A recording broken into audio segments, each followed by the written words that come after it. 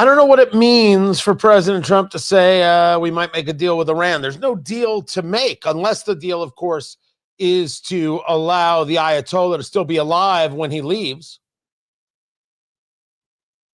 If that's the deal, well, then I'm all in favor of a deal. I'm Tony Katz. The show is Tony Katz today. Smoking the La Aurora Cameroon. Great stick for the show. Radio show's about to begin. Let's go. Let's go. There are no deals to be made.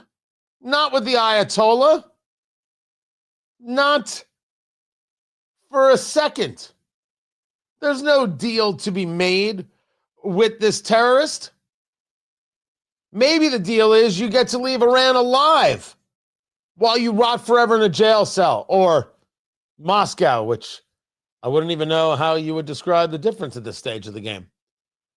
Tony Katz today. Good to be here. Good to be with you. Find everything at TonyKatz.com. Live streaming, YouTube.com/Tony Katz. Get into the chat room. I mean, there's a fair amount of madness that has been going on, including from the good people, Golden Globes, who are just so absolutely and vehemently full of themselves. Hey, producer Landon, finger on the dump button.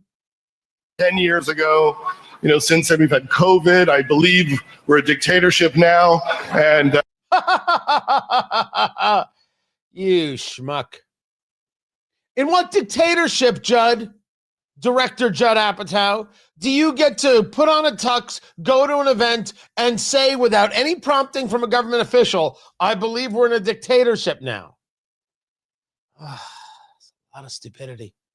And there's no end in sight, and they think themselves so pious. But let's stick with Iran and what's going on, because none of these Golden Globe winners or nominees or anybody else thought for a second that they should say, hey, maybe we support the people of Iran, and maybe it would be great if they were actually able to get their freedom and put an end to this horrible Islamic regime that is led by this murderous Ayatollah. Wouldn't that be the very, very best thing? The answer is yes. The answer is undoubtedly yes, but that did not happen.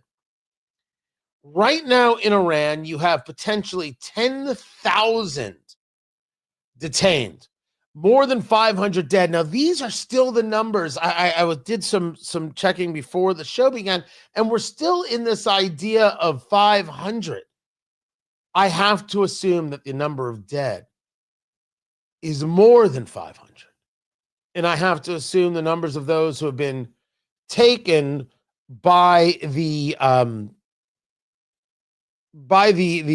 regime is more than 10,000. And there's been talk about putting these 10,000 people to death. I don't know what's going to happen. Part of the issue is that we're not getting great reporting out of Iran. Now, Elon Musk did organize Starlink to be able to be available because the Iranian regime shut down the internet, and the only thing they left playing was like Tucker Carlson interviews. I swear to you, that's a true story. This all because the Iranians see the moment of not having to live in this hellscape that they have lived in for all of these years, and it is what it is. Nobody wants to live under an Islamic regime who isn't a radicalized Islamist hell-bent on subjugating or killing anybody who disagrees with them. I don't even take it the way others have in the social media places, that what we're seeing is the Iranian people say we don't want Islam. I'm not 100% sure that's what's being said.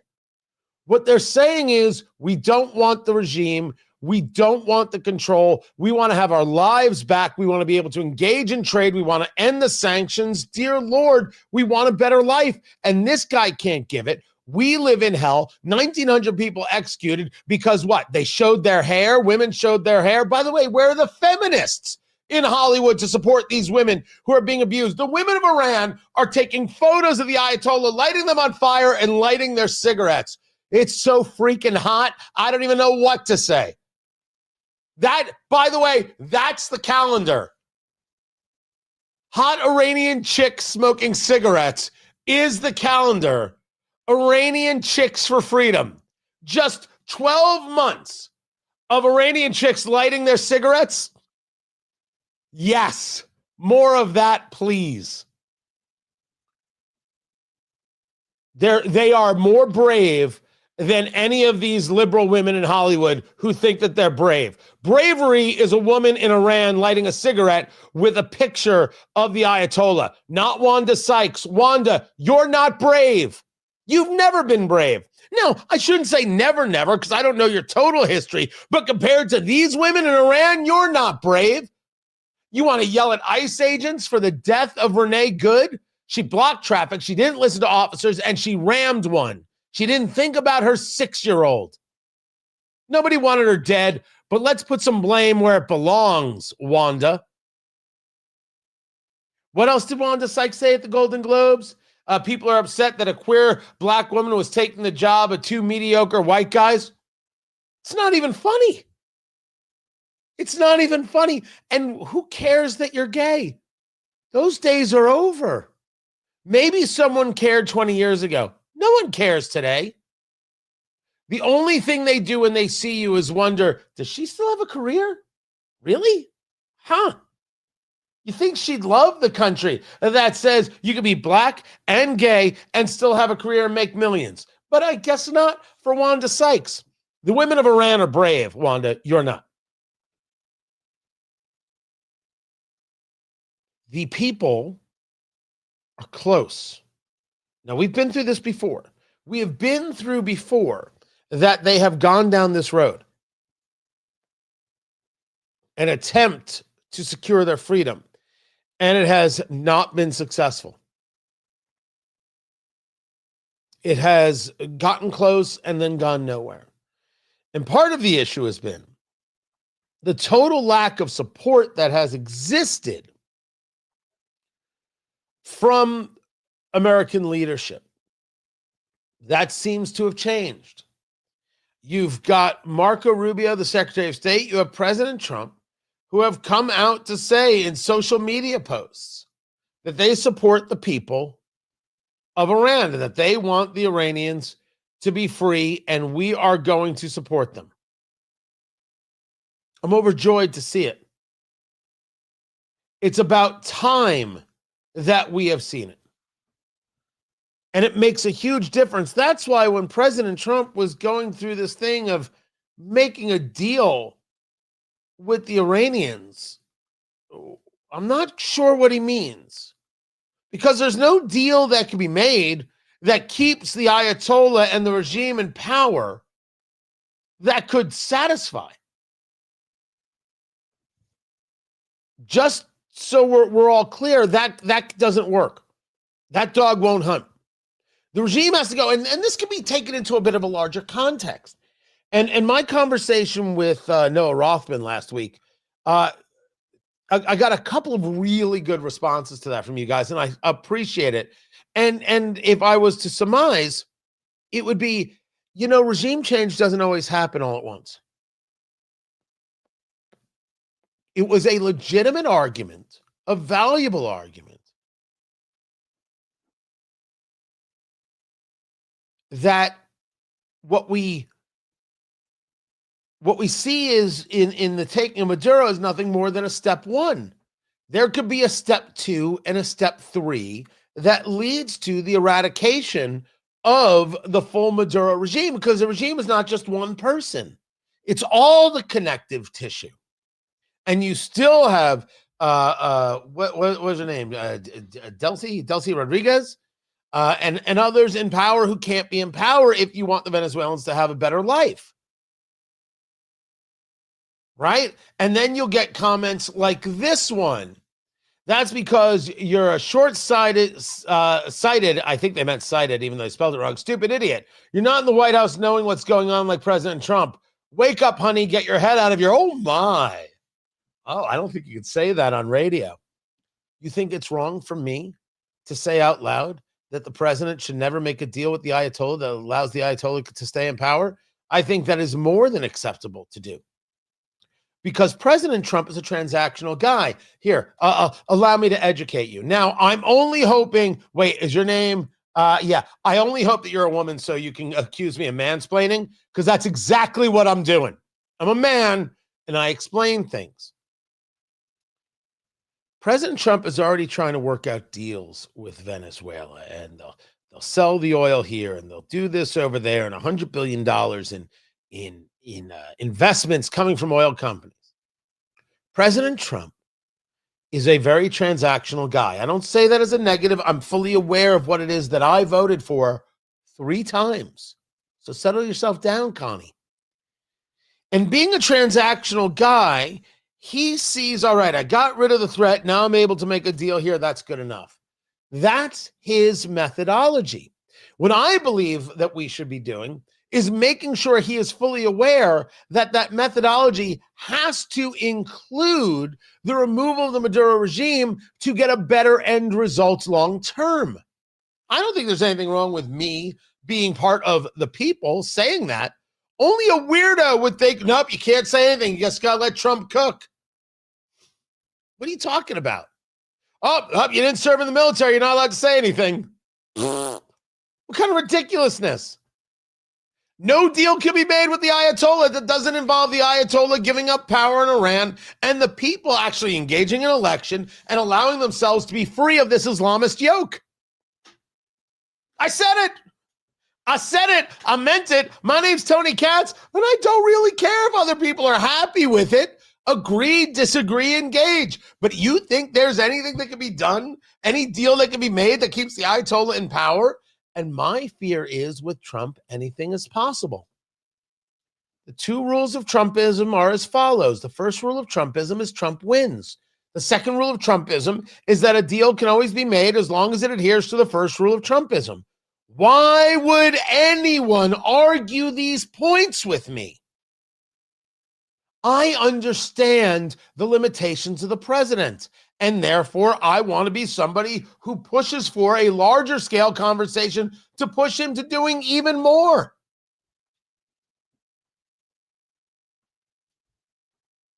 I'm doing exactly what I believe the citizenry should do. I voted for the man. Don't forget to do this. You can't say that about President Trump. He's a genius. He's playing 5D chess. No. I'm going to make my voice heard. I'm going to make my voice known, of course. Absolutely, of course. There are great things happening. And I loved that he and Marco Rubio put that out, because this was everything that didn't occur the last time we got close, which was during the Arab Spring, Green Revolution, and Barack Obama did nothing, man. What did he have to do? What did he have to do except say, I support the people of Iran. I want them to be free. And when they remove this yoke around their neck, I use the word yoke, the United States will be there to shake their hand and say, welcome, friend, and engage in trade immediately. We look forward to the days of a free Iran. And I think Trump should say, make Iran Persia again. It's MIPA. Make Iran Persia again. In my lifetime, if you will, since the overtaking by the Ayatollah, I've never seen it this close. I've never seen the opportunity this right there. I've never seen the people engaged in such levels of bravery and such levels of defiance, seeing their moment and their opportunity. And I want them to have it. I want them to get it. Every single step of it. So good on the president and good on Marco Rubio for saying so. Now, let's make sure that any deal involves the Ayatollah being gone and the people being free. And let's note that Hollywood, for all their caring about the poor Palestinians, they don't care about the Iranians at all, which makes you think it wasn't ever about the Palestinians to begin with, which is, of course, the story. This is Tony Katz Today.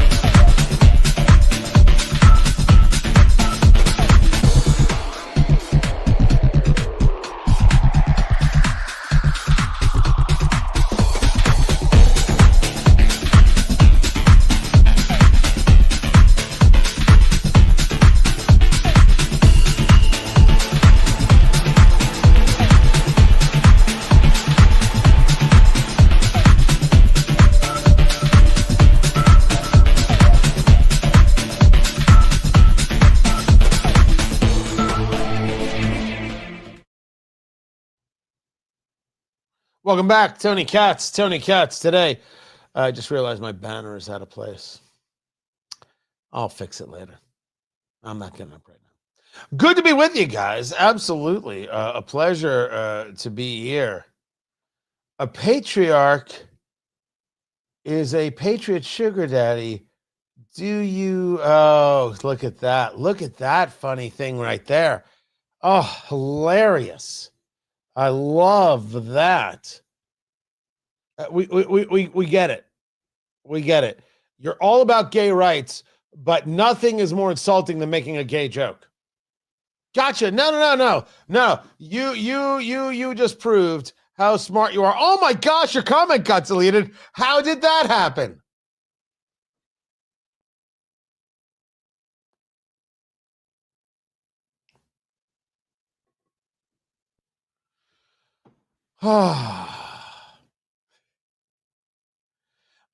Welcome, Greg. Thank you so much for being here. I greatly appreciate it.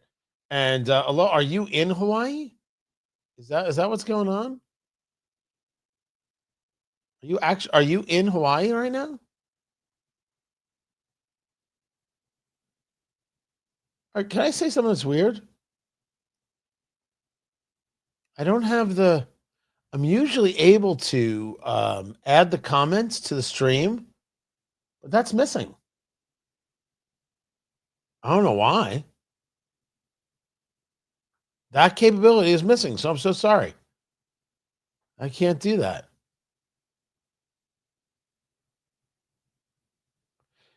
Any plans on a national championship game? Yes. My plan is to find somebody far wealthier than me who has tickets to the game, who's like, hey, you want to go? That's my whole plan. That's my whole plan for IU Miami.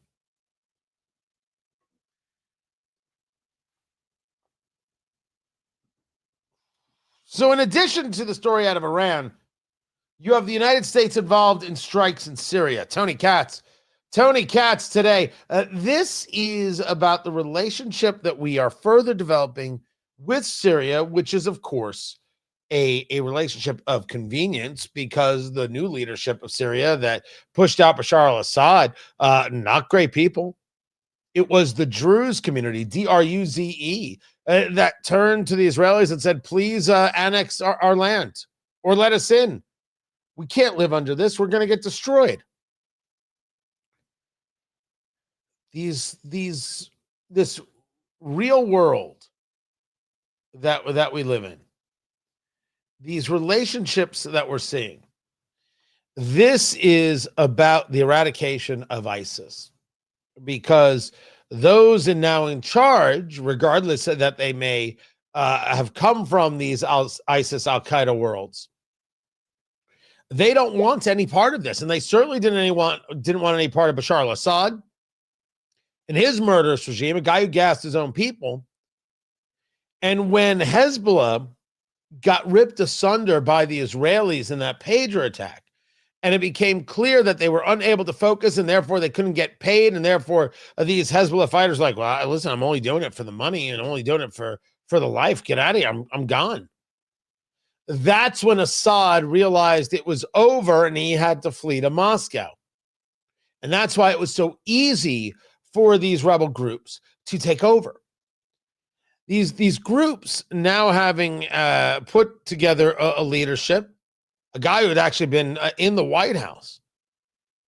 The one thing they have in common with the United States, amongst maybe some other things, but I'll say this top line, is that ISIS is a problem. They can't have the life that they want to have or the nation they want to have if ISIS is there. So this is not the first time that we have seen bombings of ISIS targets. This also comes after two U.S. members of the National Guard, I believe they are the Iowa National Guard, and an American interpreter were killed by ISIS. This was back in December. And so we're going about making sure that ISIS gets destroyed. I said earlier, the terrorists are never going to go away 100%. It's like these commies. Communists are never going to go away 100%. It's sadly going to be around. People want to believe lies. They want to believe that somehow communism has never really been tried. They want to believe that the stripper is really into them. People want to believe lies all the time. No one believes the con more than the mark. What we have to do is make sure that the terrorist is destroyed and the terrorist networks are destroyed by any and every means necessary. And we have to make sure that the communists lose elections. And then when they rise up in this red-green alliance to try and tear down Western civilization, we have to make sure that we fight back.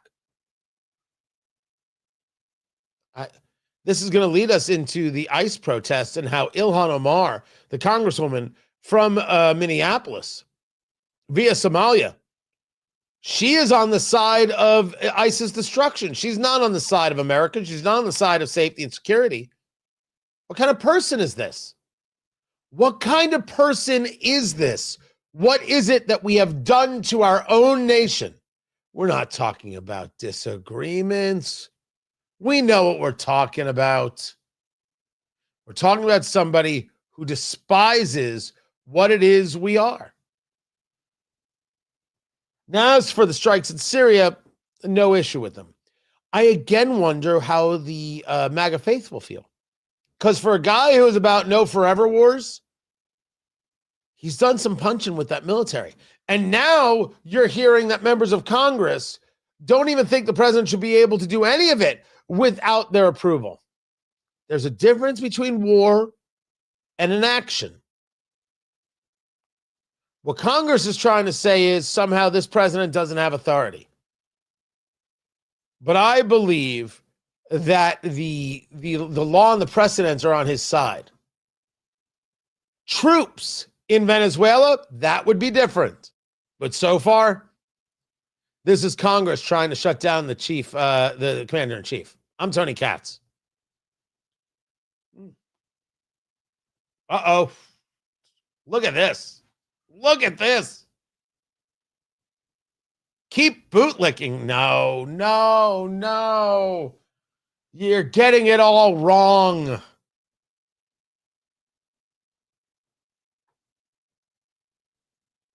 Okay, all right. Guys, man, we are in the... Do I cover the trolls or not, Producer Landon? How does this work? No, I mean, do I share what they say? Nah, I'm just going to drop them out. Bye, Felicia. Nah.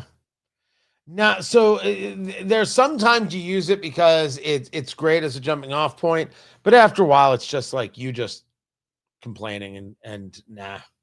I don't, that's not how I am. It's not how I act. It's not what I want to do. So, that's that.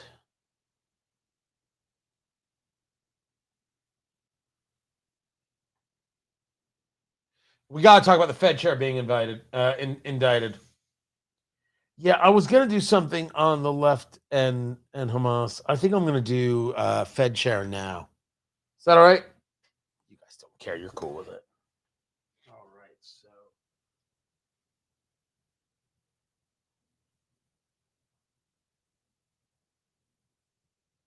There's that.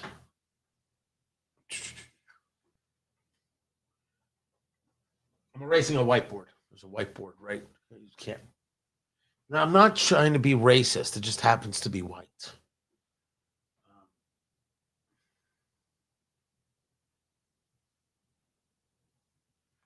Oh, that took you a second, Producer Landon? No, it should not have. Oh, you have a whiteboard. You know what that means. God almighty. Jennifer, it's so sad we have to specify, right? I just don't think it's good to do radio with a blackboard and chalk dust. Oh my gosh, maybe I am a racist. I never considered it. Now I have to think about it nonstop. All right, I'm done. All right, I am done.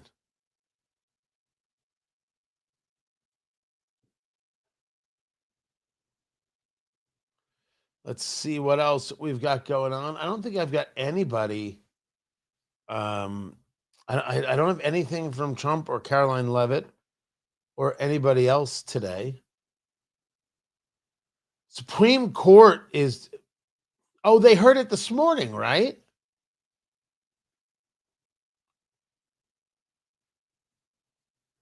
They started talking about students, boys and girls sports. I think that was in front of the Supreme Court today. There were two cases. One's out of West Virginia. Oh, where's the other one? I'll break. Remind me. I'll break it down this week. Got Senator Elizabeth Warren.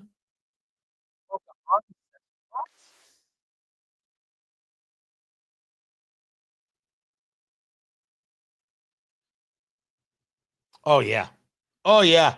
If I have to suffer through Elizabeth Warren, you have to suffer through Elizabeth Warren. That's how we roll, people. We're in this together. All right. I will discuss the whole sonic weapon thing and how bothered I am by all of it. I will get into that. Trust me. Guys, getting back to the show. I don't think there's anything more precious than when Elizabeth Warren wants to talk about the economy. Tony Katz today. Of course, commie. Consumer Finance Protection Bureau, nothing has been more awful.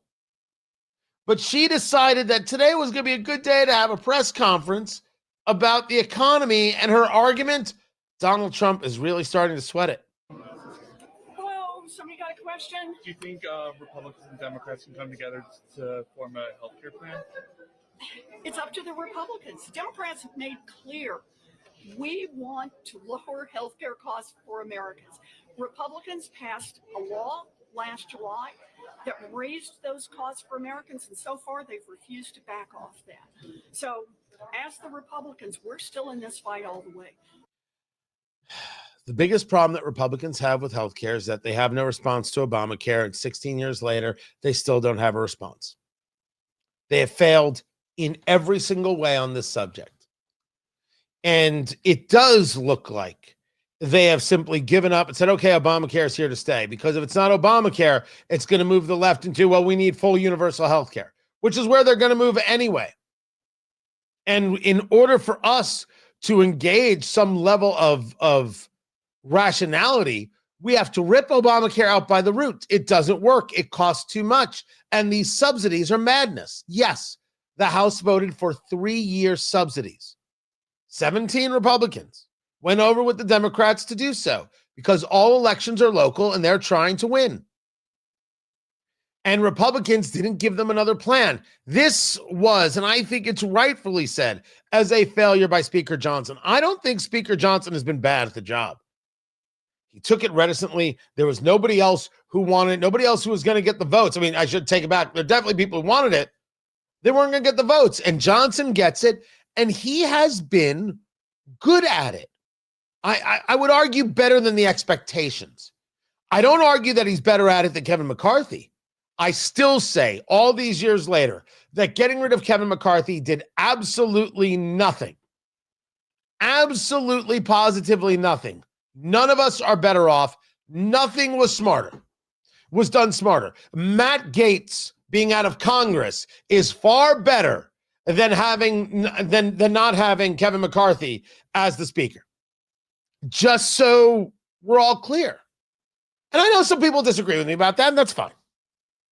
But Mike Johnson has been more successful than not. In this, he lost it. Absolutely fell apart all around him. Can't really be denied.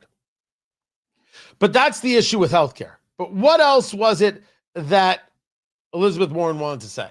To lower healthcare costs. Senator, you had as much influence on the Biden administration policy as anyone from appointees, economic policy, and it wound up, clearly the American people rejected that in the second term. I'm curious why you think that now, going into the midterms and beyond, that you should have this kind of influence on steering the party's direction.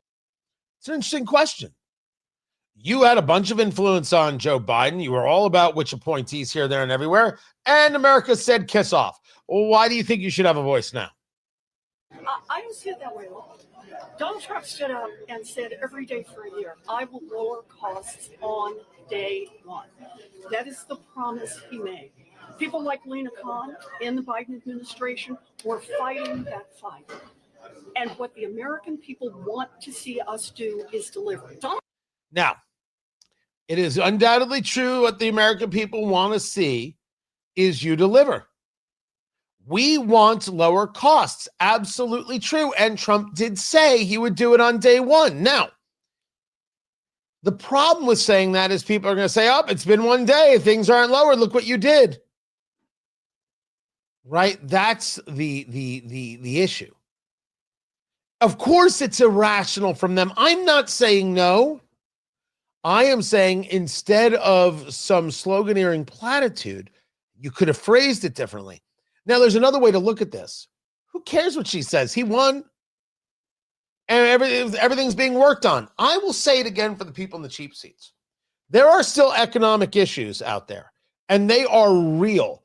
And when I take a look at these gold and silver prices, holy mackerel. Silver today, no. Gold was $4,600 an ounce. Silver was $85 an ounce. A barrel of oil is $58 on the West Texas crude coming out of the ground. $63, the Brent crude coming out of the oceans. Silver is $85. Kids, that's a hedge.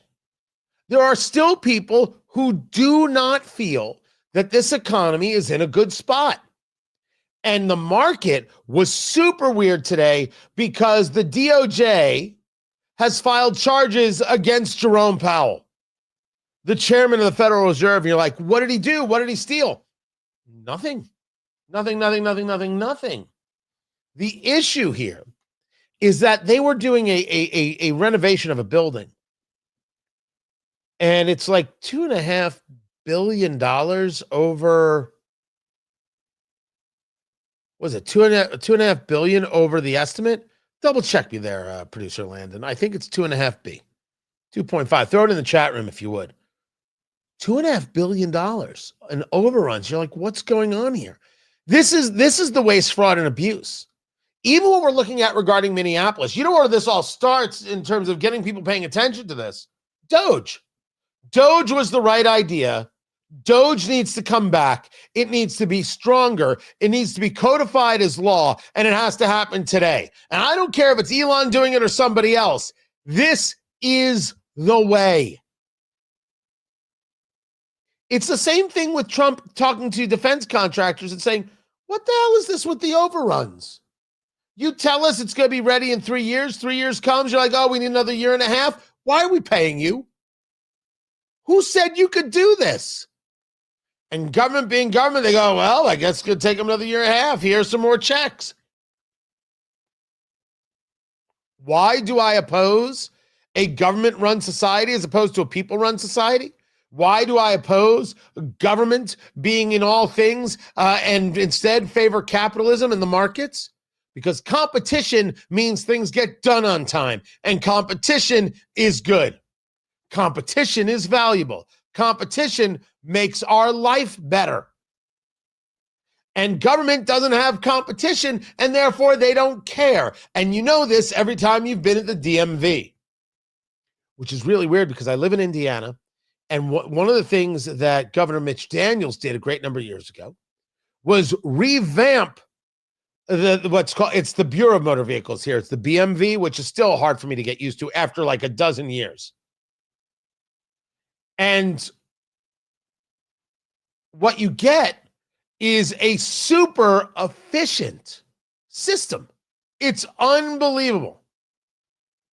Super efficient. It's crazy. But that means somebody actually wants to pay attention to the result that happens for the citizen. That doesn't happen in government. That doesn't happen. you get these overruns, and everyone says, well, I guess it's what's going to take, and writes another check. And what do they care? They don't have to pay for it. It comes from us, for some kind of greater good.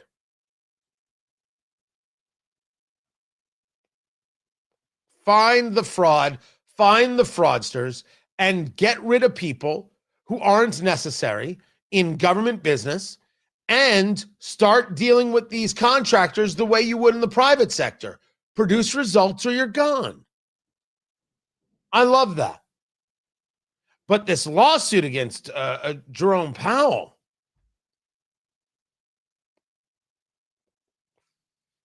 I don't know how this helps.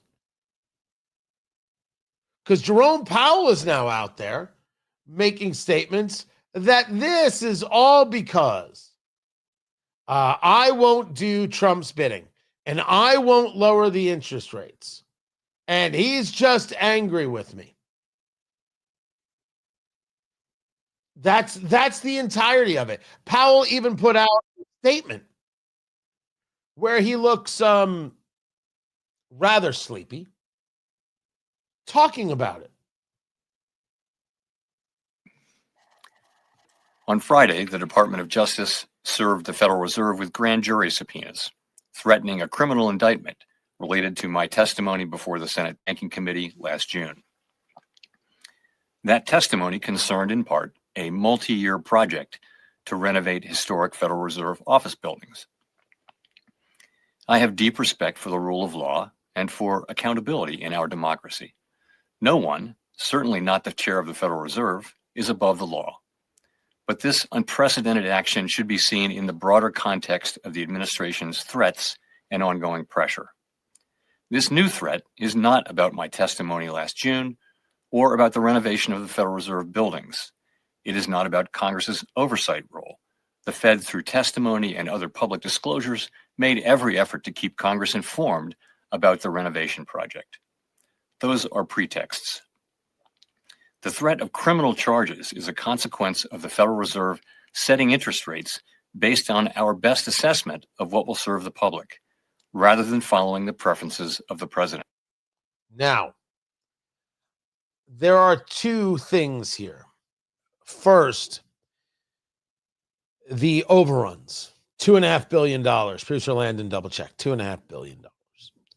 It certainly cannot be allowed. And I think it is very acceptable to look into it and see if there was any ill doing.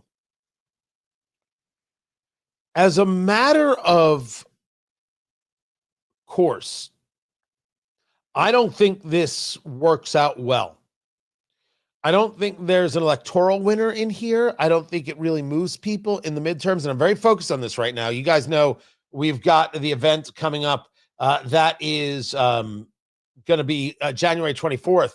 Trump 1 year later, the Red Tie Gala, the highs and the lows of the last year, and how we utilize this information to win the midterms. It's going to be incredible. I've got bourbon for everybody, swag, food, live music.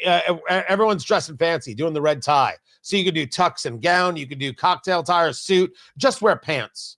And I'll even, just some level of red in there would be super groovy. So that's January 24th, tickets.tonykatz.com. It's going to be so incredible. I'm going through things that you have forgotten about. And so it's a giant show that I do happening at the Hyatt Regency in downtown Indianapolis. Get your tickets, tickets.tonykatz.com. And I don't think that this is going to help with the midterms. I don't. But I will not listen to Jerome Powell tell me that everything he has done regarding interest rates is totally perfect. That there's been no politics at play when Biden was in office or when Trump's in office. That doesn't fly. But I don't know where the charges help. What I know is that $2.5 billion worth of overruns, that's a problem. Keep it here. I'm Tony Katz, and this is Tony Katz Today.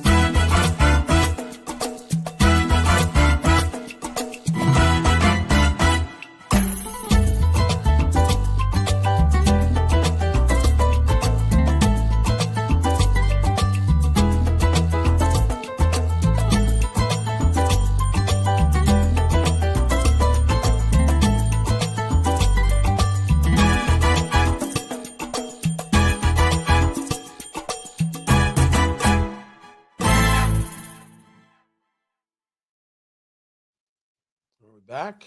Hey, welcome back, guys. Sorry, I was typing. Right there and getting everything together, getting some shorts out. Make sure you are following on YouTube. You subscribe. We are. So I spent a couple months studying this idea of how people grow on social media. Now, let me at least share with you what I've learned. Anybody who tells you to go viral doesn't know what they're talking about at all, or in any way. They don't know what they're talking about. They're kind of ridiculous, because going viral is not the thing. It's about being consistent in the creation and the publication of content. That's what works. That's what wins. So I have been saying, okay, we are going to engage a very rational strategy here. And the rational strategy is, here's what we do and here's when we do it, and we don't deviate. We're not going to try and game the system. We're not gonna say, hey, here's a get rich quick scheme. No. We're gonna go and do the work, and every day we're gonna make it happen exactly in a system, and it's showing success. So to anybody out there who's like, you want to build your own channel and everything else, this is it. This is 10,000. I think that this is it. It is being what's the best word I'm looking for? Aggressive to its creation, right? We do this daily. We do this consistently, and it's being willing to be patient. You're not trying to create the wild and crazy thing. That's not what it's about. We're not trying to be wild and crazy. We're not trying to say, hey, look at us, and we're so wacky and for the viral moment. You want people who actually want to be a part of what you're doing. And that involves regularity, and that involves focus. So that's what I learned. So I was just doing some posting right there. Now, maybe you see it differently. Maybe you've had other successes. I'm all ears. I can be wrong. This is what my studying has shown me.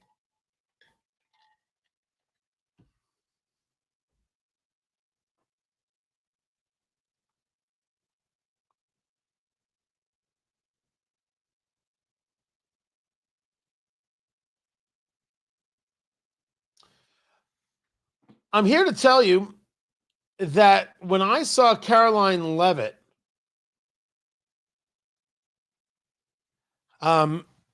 say, hey, check out this story about how we took out Venezuelan military and Cuban security forces when we were going after Maduro. This is amazing. And it was this firsthand report of someone in Venezuela. It was like, I don't know what they hit us with. We didn't see them coming. They jammed all our communications. And the next thing you know, we're in great pain, like the sound is in our heads. Caroline Levitt, the press secretary, is pushing that story. I am a real believer that you do not show your hand unless you have to. I'm a believer that what we should be doing is not talking about methods, but rather looking at the rest of the world and saying, oh, yeah, the Venezuela thing, getting Maduro, yeah, easy. Wonder what's for lunch. And not even noticing that it happened, making other nations wonder what it is we're capable of and how we're capable of them. But Caroline Levitt was like, check it out. Is that what we should be doing? I am going to dig into that. And also, you understand that the UK has fallen. There's a reason they're not covering the possible collapse of the Iranian regime. You've got the Prime Minister, Keir Starmer, saying that we are not going to ban cousin marriage because he's worried about what the Islamists might say. It is an unbelievable story where they have also had over 12,000 arrests of what? People who have written things that aren't nice on social media. I have not yet gotten to London, Scotland. I want to see the castles more than anything. I'm not so sure I can go now because I may have said something not nice on social media. Well, what is the thing? Oh, I don't know. It's whatever the British decided at the moment. These stories are coming up. Keep it here. I'm Tony Katz, and this is Tony Katz Today. Find everything at TonyKatz.com. Guys, glad you're here. Glad to see so many people a part of it, and we're growing every single hour and builds as we go. Hour 2 is coming up. Here's what's going on. We are in the radio break right now. And so considering we're in the radio break, we take the break right here. So smoke them if you got them. I have them. The La Aurora Cameroon is what I'm smoking right here. I think it's a great cigar for the show. You know, and I do different cigars for the show than I do when I'm off the show because of time, and you're talking, you're putting things down, it goes out, you're relighting it. So I do cigars that are a little bit lower in cost. I really do keep them under $10 when I'm doing the show, just to make it easy. And I'm working hard to find the good stuff. So I'll tell you what I find when I find it. Also, Eat, Drink, Smoke. If you're in the Indianapolis area, my Cigar and Bourbon show is live at Big Hoffa's Barbecue tomorrow at 6 p.m. They're doing a whole Old Forester bourbon night. You can go to bighoffas.com and get more information, tickets, everything else. I don't know if it's sold out or not, but we will be there. We will be live. We'll be talking to people, trying Old Forester, doing the whole thing. So really looking forward to that. If you want to come out and say hello, that is at bighoffas.com. Oh, and as for my lighter, so this is part of the Opus X Society collection. This is the military right here. There we go. I'm not a believer in money on lighters. If you want to have one nice lighter, I get it. Like for your office or for where you're smoking cigars, etc. For just as a cool collection piece, I got it. That's why I got this. I also had gift cards. Fire is fire. Fire is fire, and you can use anything. Place like CVS or Walgreens, they've got something called the Blue Torch, Big Blue, whatever it is. It's like this big. It's a giant reservoir. It's $8, $6, something in that range. Perfect. Single flame torch. Perfect. Use that. Cutters for cigars. That's where you got to spend some money. You got to get a clean cut. You do. We'll talk more about it. Guys, we're taking the break. Kick back, relax, smoke them if you got them, and we'll be right back.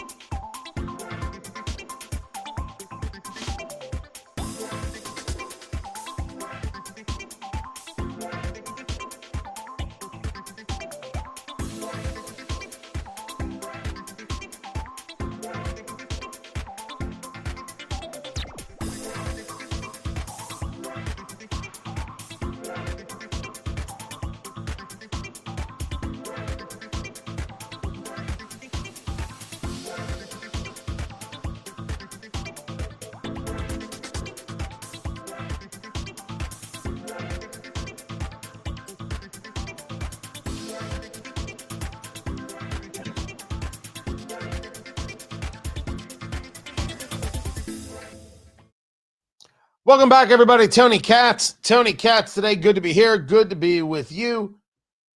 How's your mother? Let's see what we've got going on. My gosh, the comments have exploded.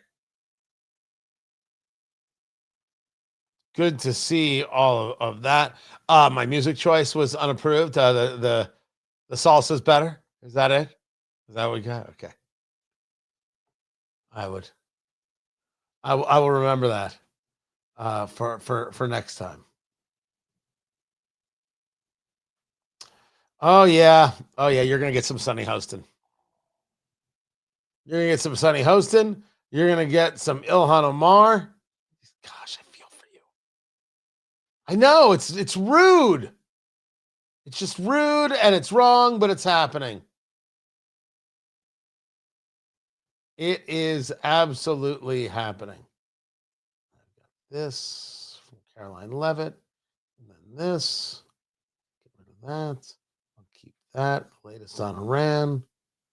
Oh, and then there's this right here, which we have to get to.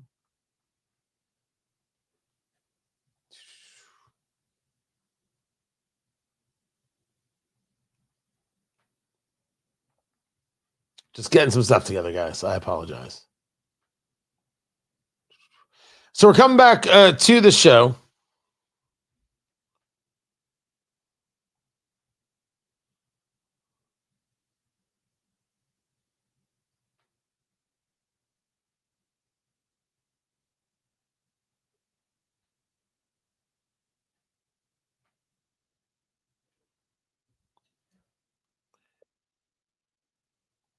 I do not believe it is a stretch to say that the political left is encouraging the violence against immigrations and customs enforcement, encouraging the violence against law enforcement, encouraging the violent people to be more violent, just like they called for a lone wolf to go after and try and do harm to President Donald Trump when he was candidate Trump, which they did in Butler, Pennsylvania. There, but for the grace of God. Well, depending on who you are, you absolutely believe that to be true. Tony Katz today. Good to be here. Find everything I do at tonykatz.com, TonyKatz. Ilhan Omar showing up in Minneapolis, showing up to egg on these protesters, and then heading back to D.C. so she can be on CBS's Face the Nation and engage this way. The recordings that we see, is there anything that you believe was being done that should not have been done by Macklin Good? The administration says she was blocking the road. They are claiming this is an act of terrorism. First things first. The argument about terrorism comes from the White House when they declared that Renee Good was engaged in an act of domestic terrorism when she hit an ICE agent with her car. The reason they called it domestic terrorism is the same exact reason that the left started screaming legal observer and that ICE are murderers. The left will say, how dare you call this fine young woman a terrorist? First, I don't agree with the fact that she's a fine young woman.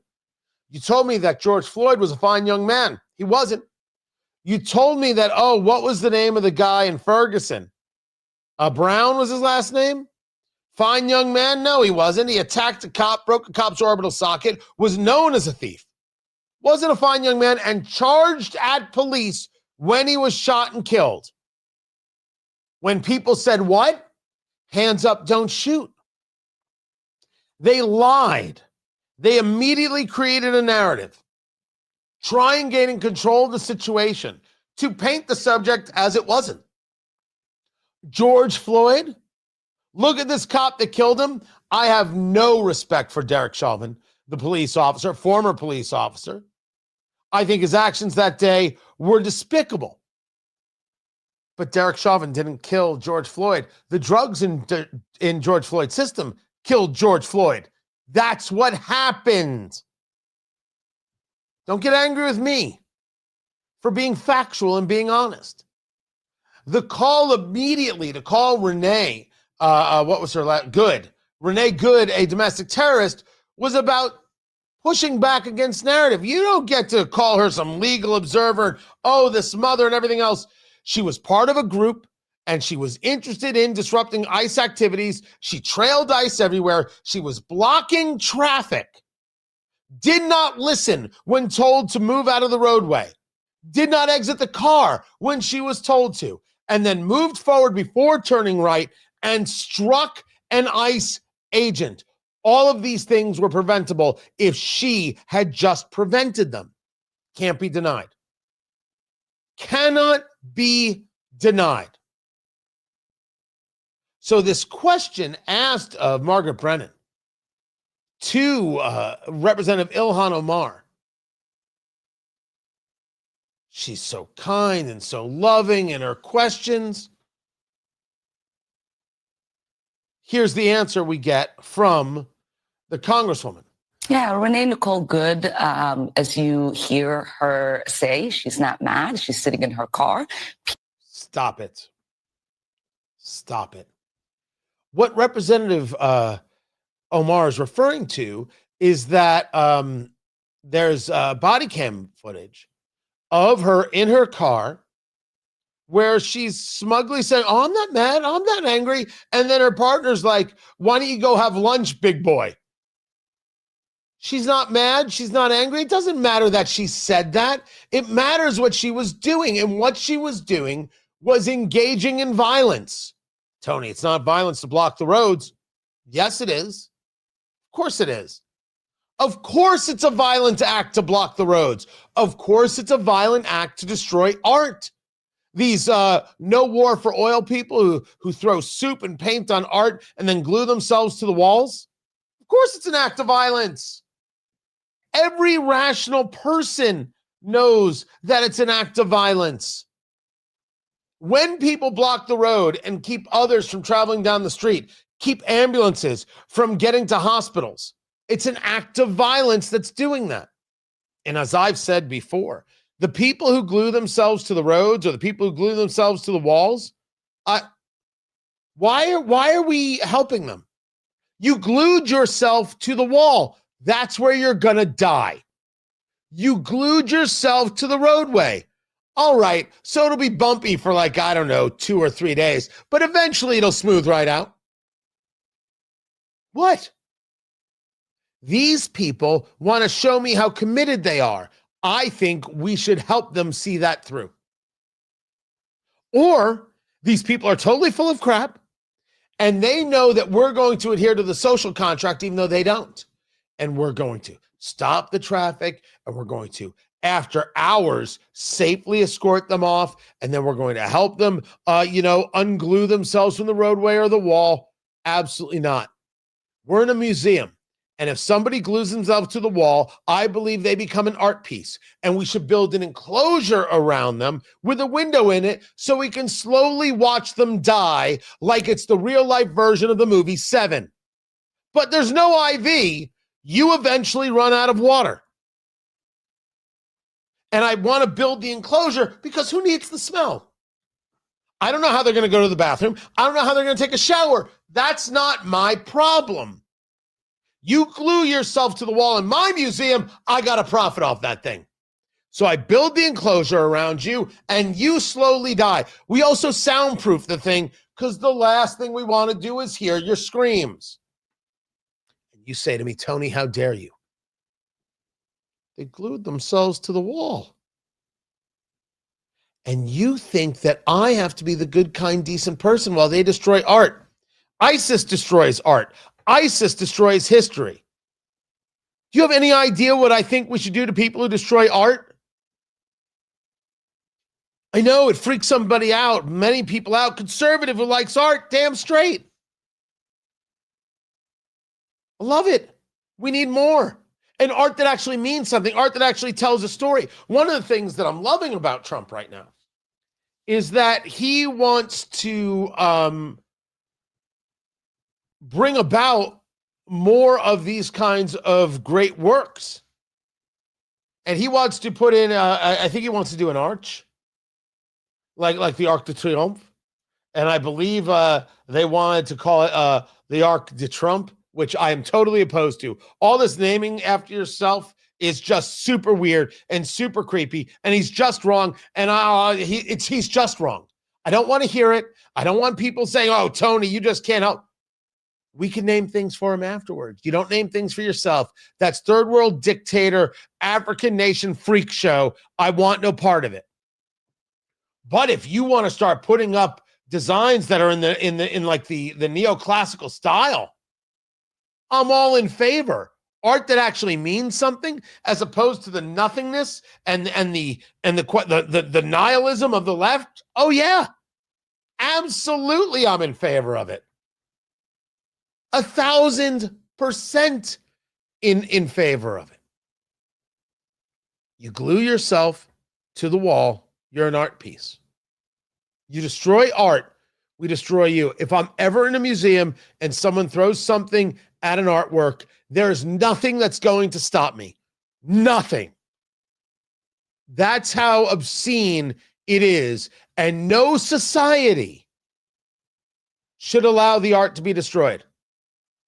That's why when the left wanted to destroy statues of members of the Confederacy or Thomas Jefferson, they had to be physically stopped.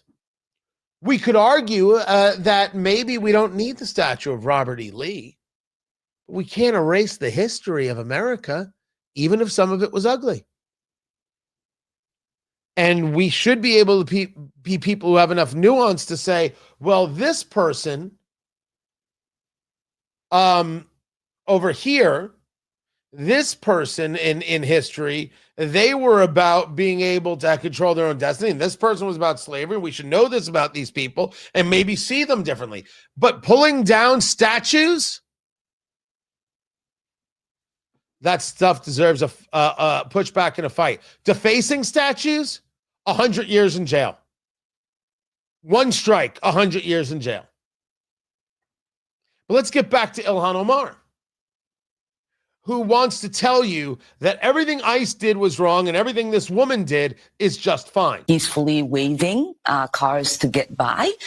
This agent, as you see, gets out of his car, automatically starts running towards her, trying to open her door. The agent wasn't running. The agent said, get out of the vehicle, repeatedly as he walked to the door. And then, yes, indeed, did try to open the door.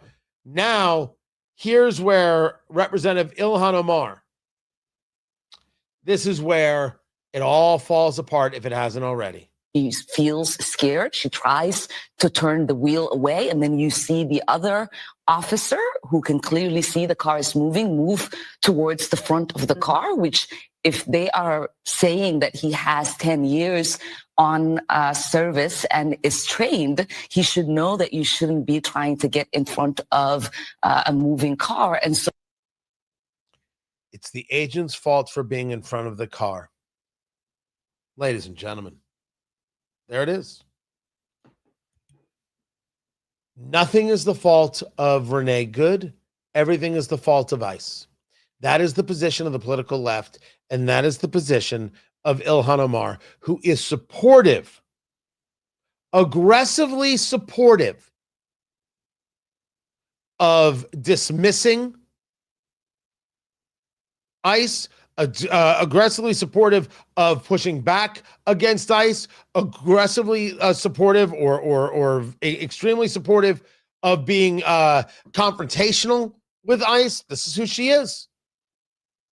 Representative Omar believes that it is okay to not listen to law enforcement. It is okay to thwart their operations because of how you feel. This is a member of Congress. Why in the world do we accept this? Why in the world do we allow this? Why in the world should we tolerate this? There's not enough censure to take place for Representative Omar. There just isn't. But she is emblematic here of the left writ large. And the left writ large believes that they should not have to listen, believes that they should engage these kinds of fights. They believe that their violence is justified. There was a piece, where is it? I've been holding on to this for a little over a week. And it's depressing statistics. It was a post. And it reads that this is from a guy by the name of Billy Binion. I don't know where he's quoting it from. I think maybe from the Atlantic.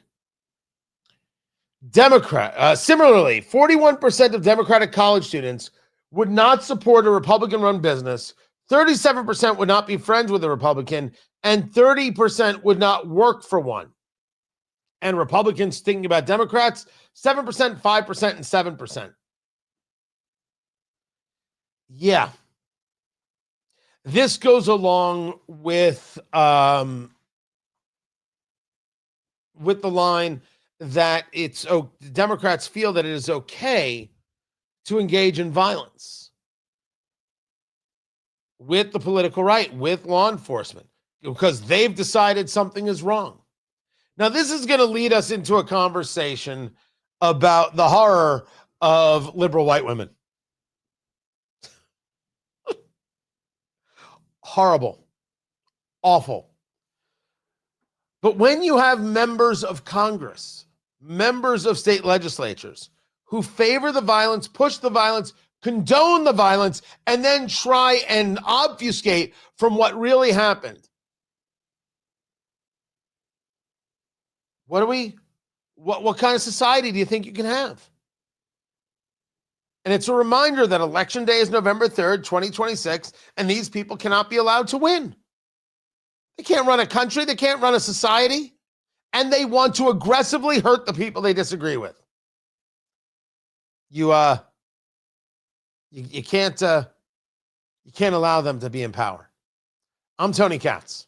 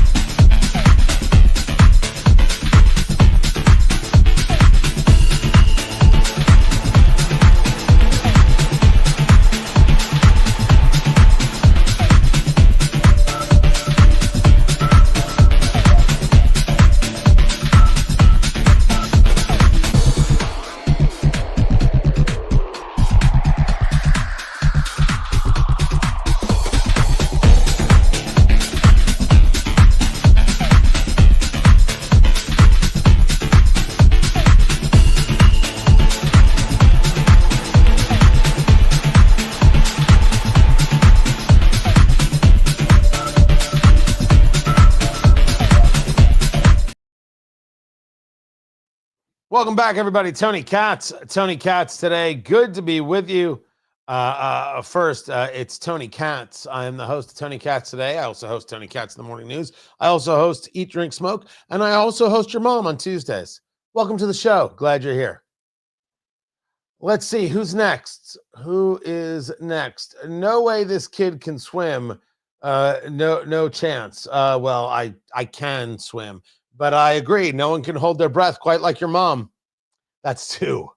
That is two. Hold on one second. Here, I think there was one more. Because I'm smoking a cigar. Enjoy the lip cancer maggot bootlicker. That's fantastic. Speaking of lips, how's your mom? All right. Am I done now? Did I? Oh.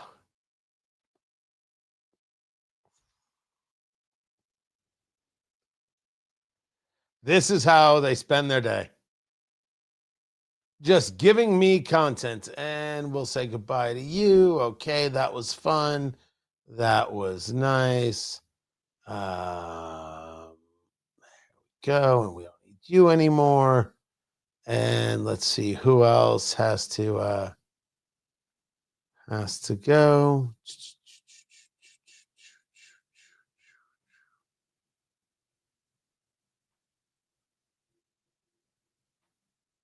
I think I got them all.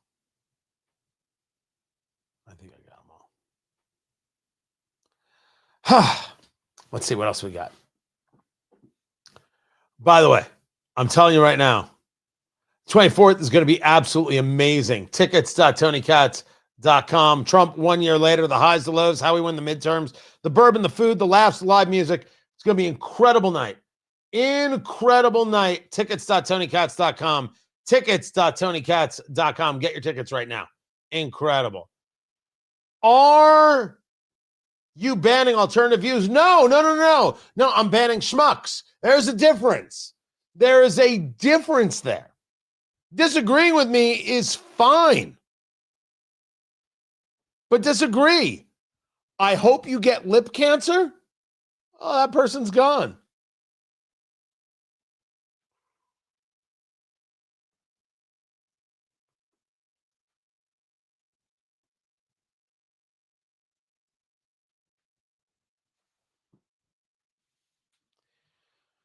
One way or another, we will take Greenland. Aye.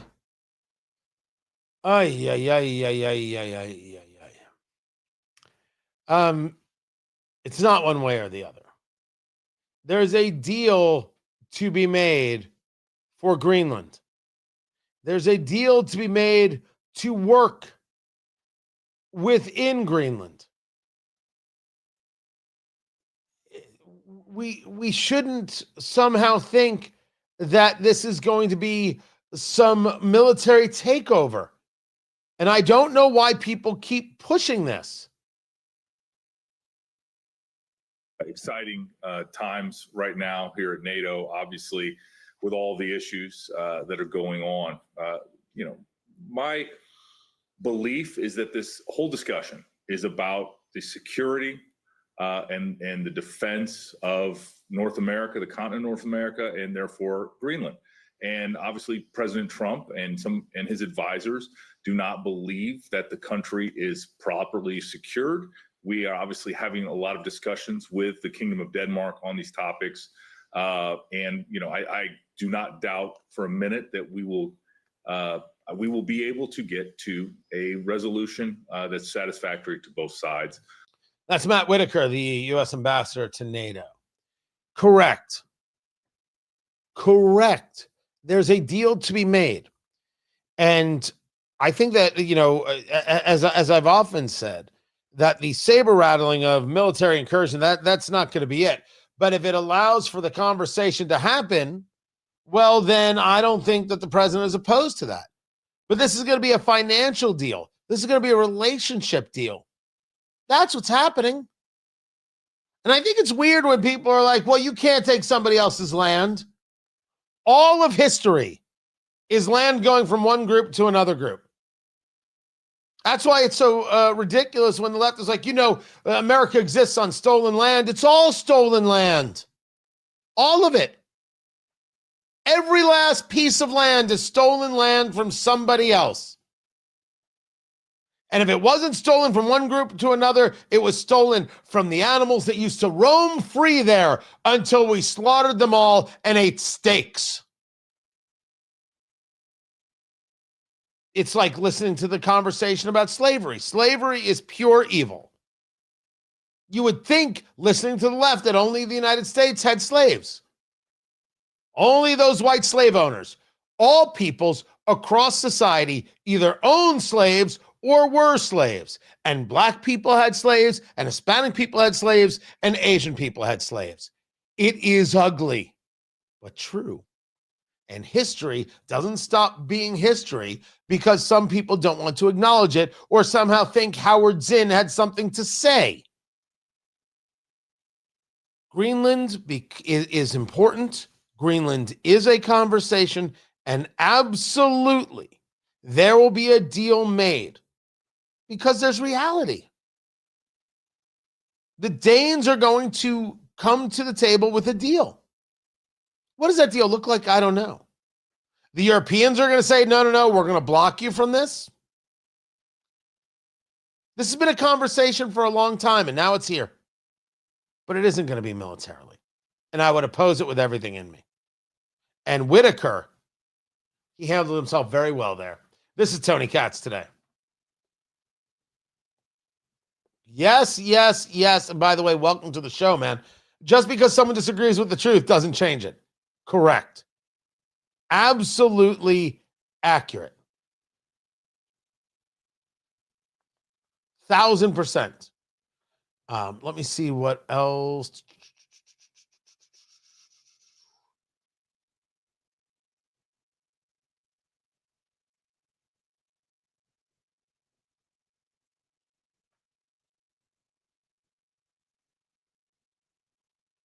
Okay.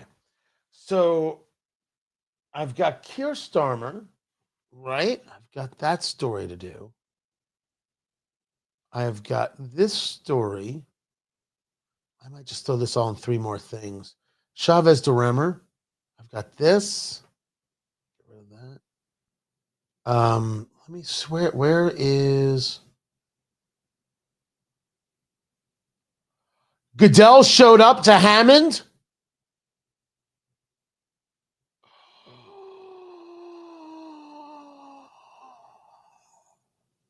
Oh my.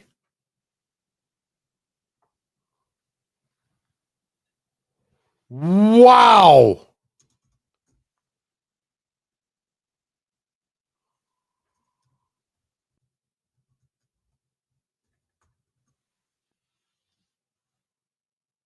So there's a really interesting thing going on where we live, where the Chicago Bears are trying to get a new stadium in Illinois.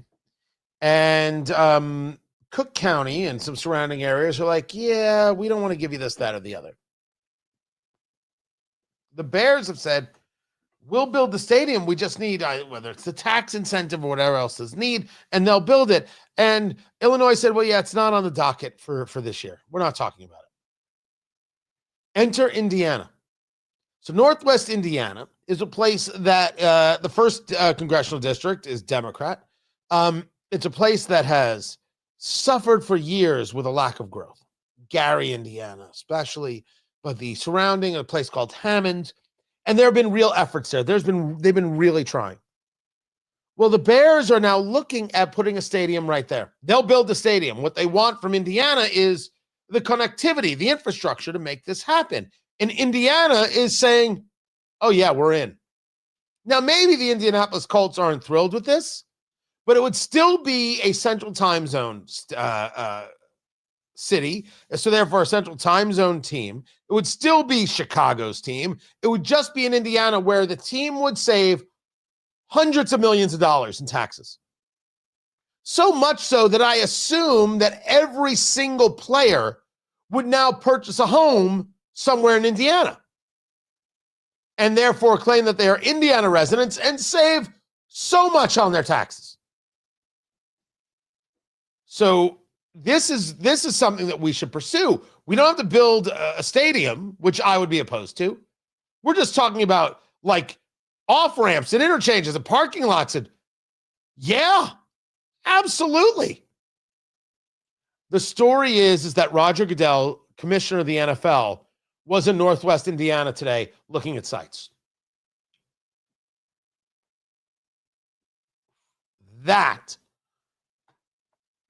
That's interesting. I hope it happens.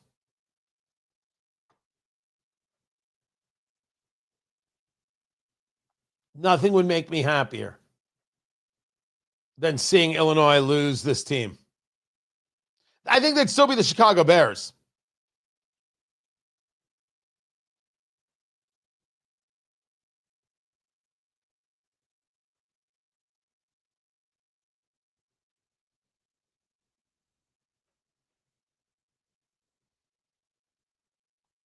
I got 3 more things for you. Tony Katz today. Good to be here. Good to be with you. Live streaming, youtube.com/Tony Katz. Get in there, get in the chat room, be a part of what we're building and what we're growing. Find everything at TonyKatz.com. There's a story from Alpha News, and I'll take it with a grain of salt, that the Minneapolis finance chief who signed contracts with Minneapolis Public Schools, the finance chief has been placed on administrative leave. So the guy's name is Ibrahima Diop. And it's contracts with a group called Frontier Transportation Services, hired by the Minneapolis Public Schools to transport homeless and highly mobile students in passenger vans. I'm not quite sure what they mean by highly mobile, but leave it be.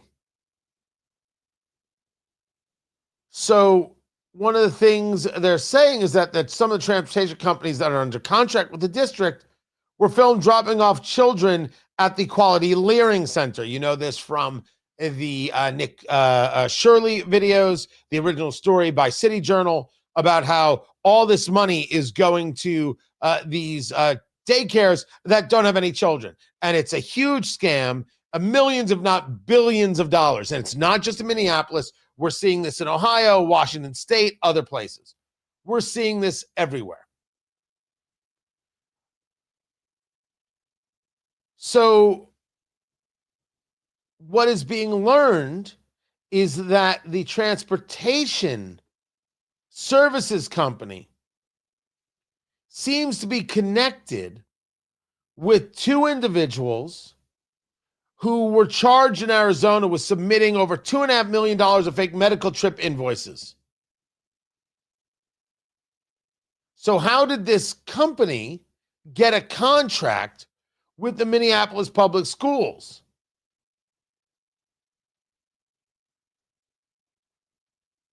Where this guy, this transportation company, has been found guilty, levels of bad faith, things like that.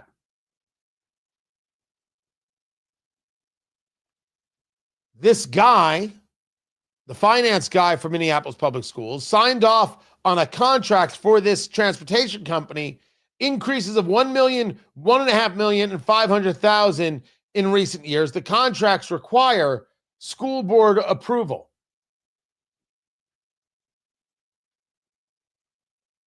So the question is this guy getting a kickback?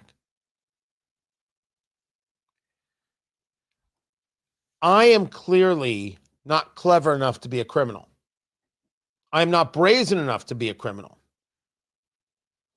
But there is so much of this that we're seeing. And remember, this right now is an accusation. But this guy was placed on leave, so you wonder what it is the schools know that they haven't told us yet. They just do it right out in the open.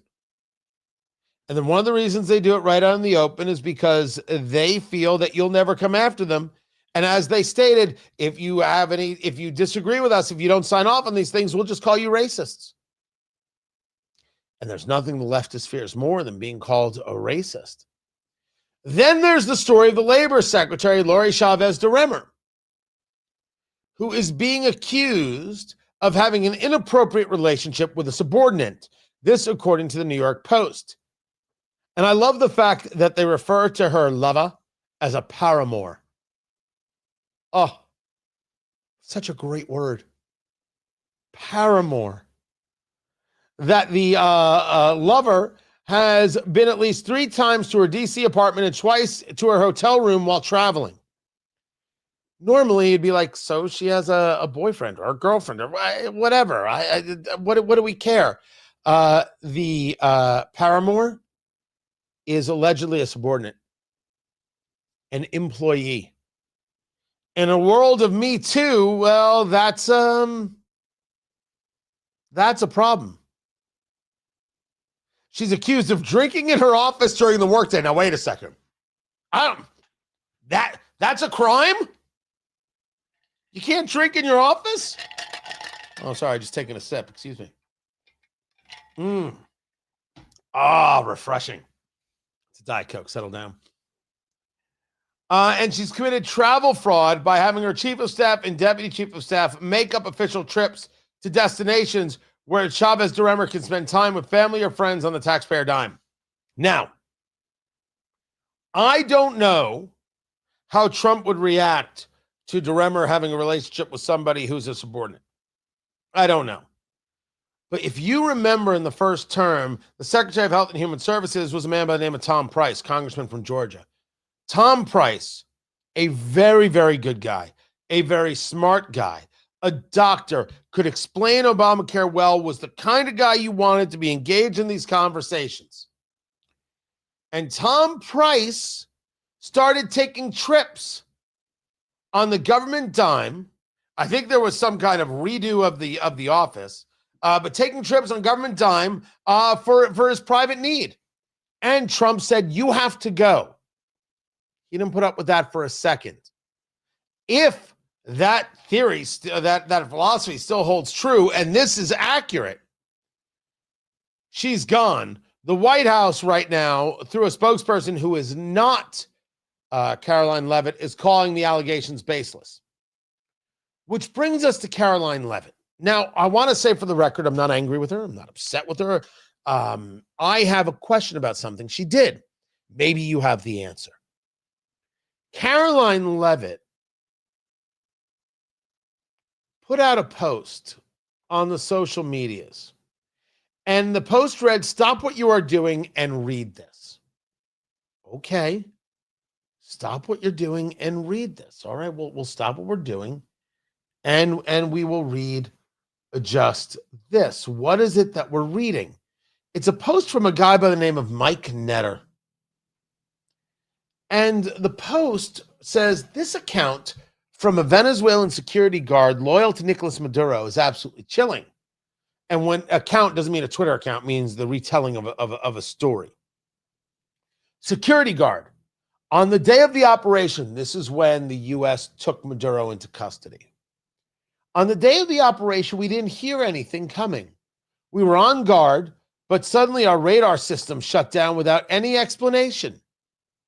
The next thing we saw were drones, a lot of drones, flying over our positions. We didn't know how to react. So first things first. If we are to believe the story, we can shut down your technology like flipping a light switch, and we can overwhelm you with a drone force before you know what happened. Got it. The interviewer says, so what happens next? How was the main attack? And the security guard says, after those drones appeared, some helicopters arrived, but they were very few. I think barely 8 helicopters. From those helicopters, soldiers came down, but a very small number, maybe 20 men. But those men were technologically very advanced. They didn't look like anything we fought against before. I'm not sure what that means. They didn't look like anything you had fought against before, technologically advanced. You're not saying that they were drones. They weren't robots. They were actual real live soldiers, right? They were just geared up. Maybe that's it. Right? They were just geared up. Like Greg is saying, super soldier gear, whatever that may be. Okay. All right. I got it now. They're geared up. The interviewer says, and then the battle began. The security guard, quote, yes, but it was a massacre.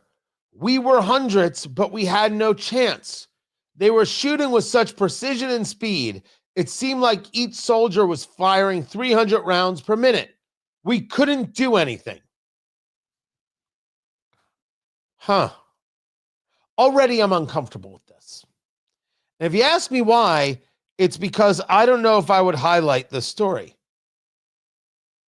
Tony, what are you ashamed of our ability to? No, not ashamed of it at all. I don't want the enemy to know what it is we're capable of.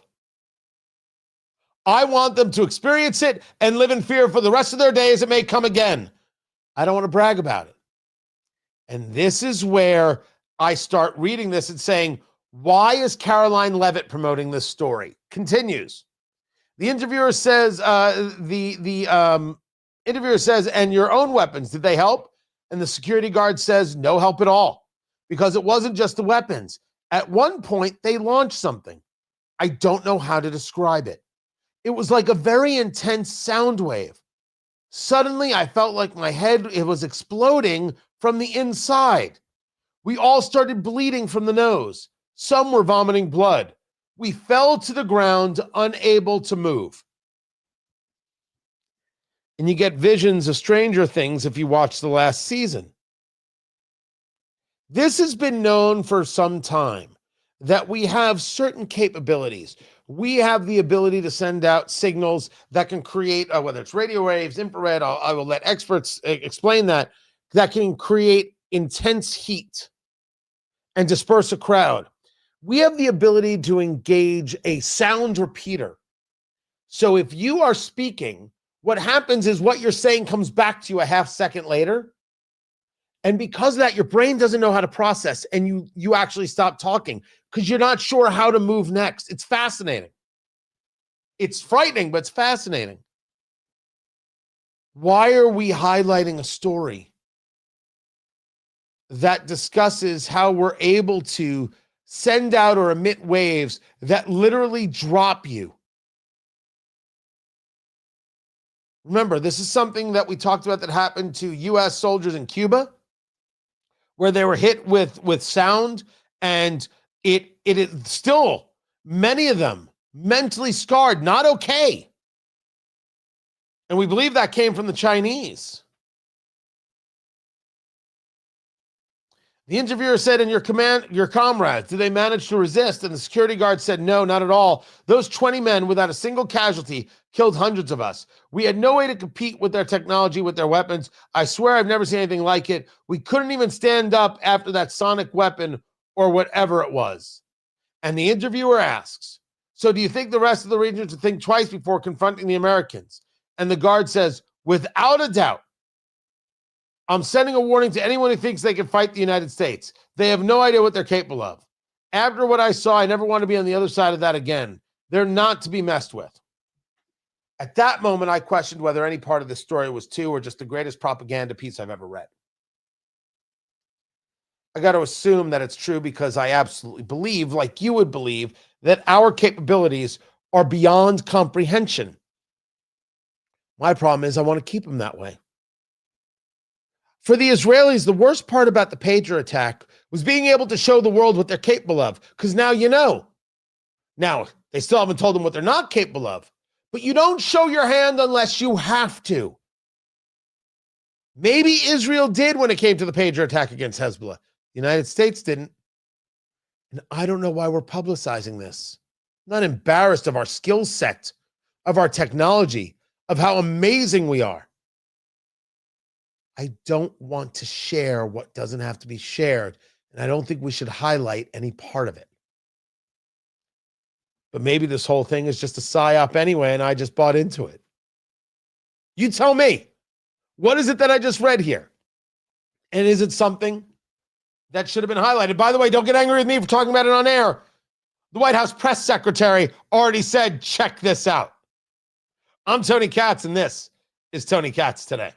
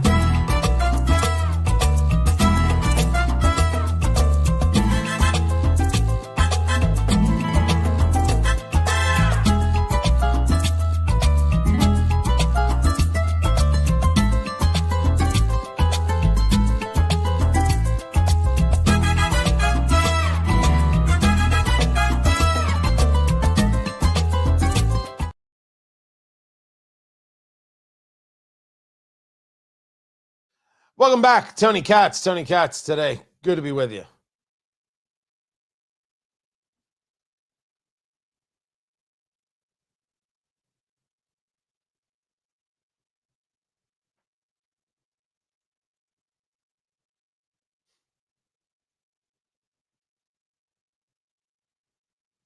All right.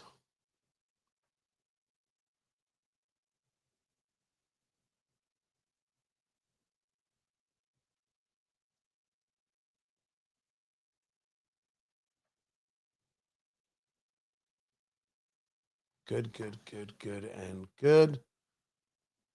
What else did I miss? I got this. I got this. I got this.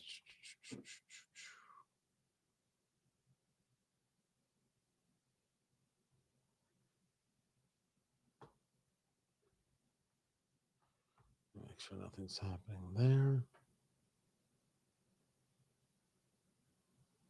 All right, excellent. Hegseth is going to be with Musk at the SpaceX facility in Texas. So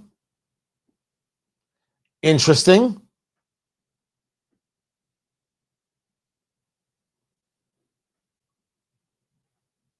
Very interesting. Oh, everyone's driving me crazy.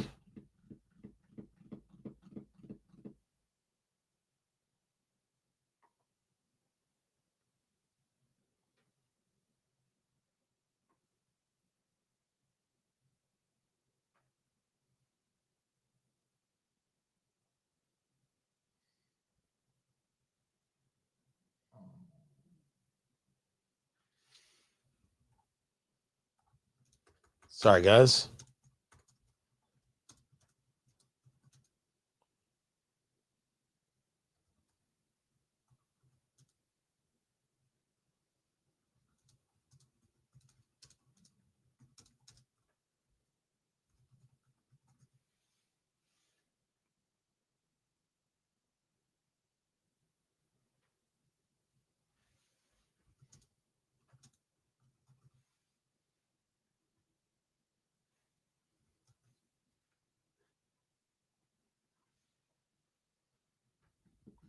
Keir Starmer is the Prime Minister of the United Kingdom.